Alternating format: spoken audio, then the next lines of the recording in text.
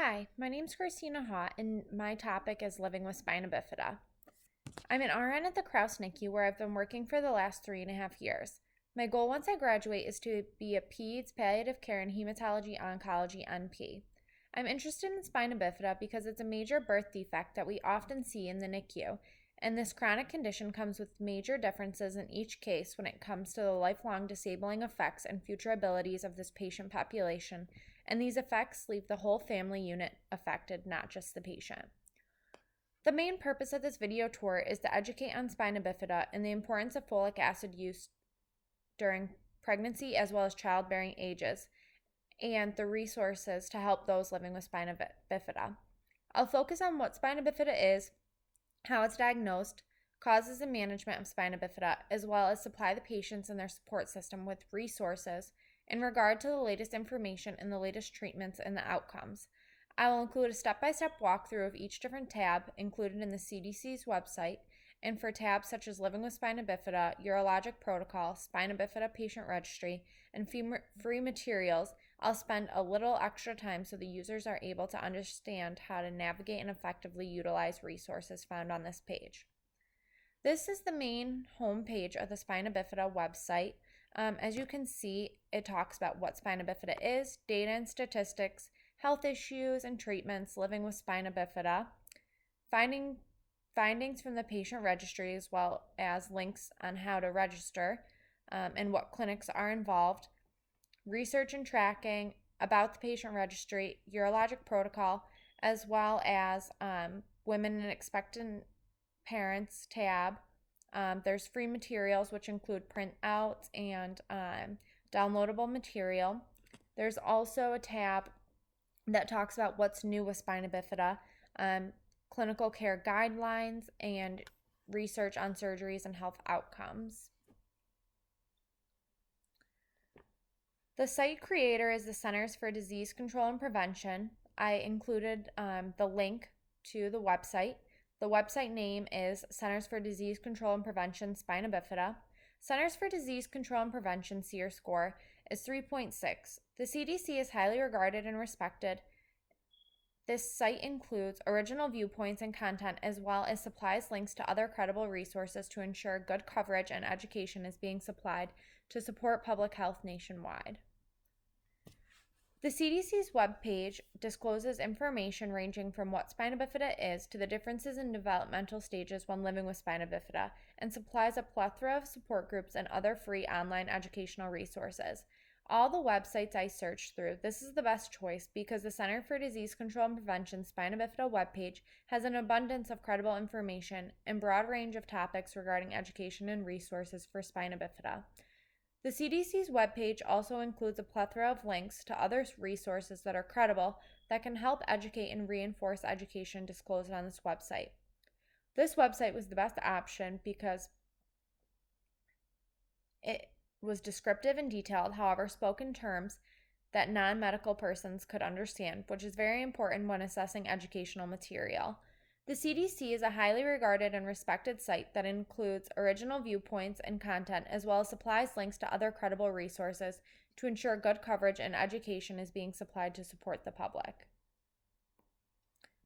I think that the Spina Bifida Patient Registry is the most beneficial aspect of the website. It involves a tab. You click on it. It brings you to the page that's on the right-hand side of the screen. It talks about the registry components, data collected, frequently asked questions, as well as supplies a clinic map for patients and families to gain better knowledge of what clinics are involved in the spina bifida registry. With spina bifida being the most common birth defect that results in long-term disabilities in the United States, educating and supplying information and resources that allow for long-term education is important.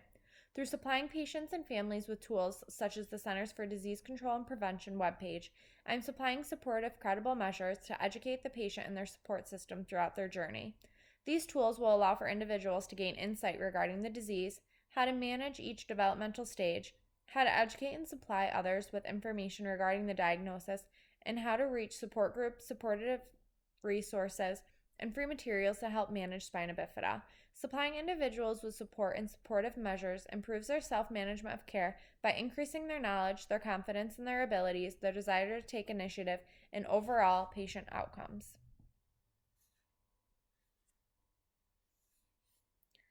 As we discussed, this is the CDC's spina bifida homepage. Talks about the major birth defect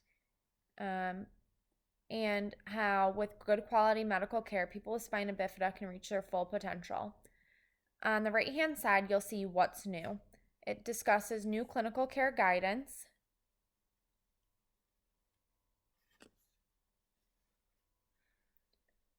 It talks about updated clinical care, what spina bifida is, and then it also allows you to be able to navigate the website using the tabs on the left-hand side. So we'll go to the first tab, what is spina bifida? Talks about the types, the diagnosis, causes, treatments, and living with spina bifida.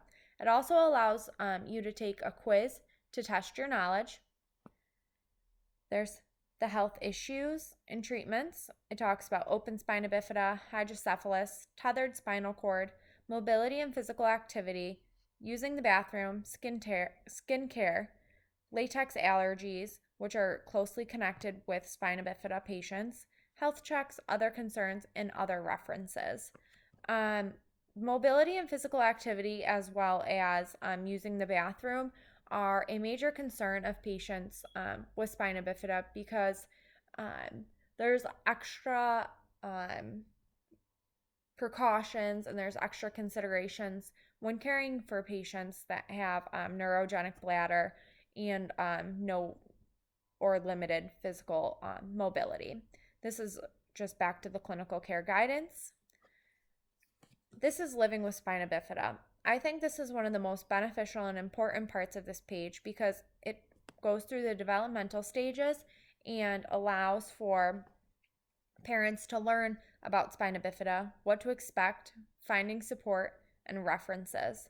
It talks about physical health regarding the 3 different types of spina bifida, mobility and physical activity, hip function, early intervention programs. A lot of times these babies are already in early intervention programs, but extra resources are always beneficial. Talks about health checks with an orthopedist, a urologist, and a neurosurgeon. And it talks about finding support. This is great because it allows you to go to other chapters and find other support. And it lists dates A through C, so you can find quick and easy open resources. And I am seeing that there's one in Scotia, New York. That looks like the closest one in New York for this particular resource. And then you can just go through toddlers and school age, as well as school age children, and so on and so forth. Then there's data and statistics, healthcare costs, quality of life. That's always a major concern with patients and families. What does my life, as well as my baby's life, look like, and what are their outcomes going to be, and what are they going to be able to do? This is researching, tracking.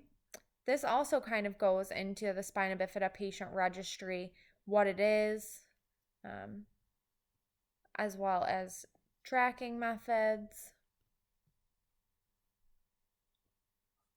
So the spina bifida patient registry is extremely important because it discusses programs and research to improve the quality of life and encourage full participation at any age. These are the findings from the registry. So that is another link that you can use.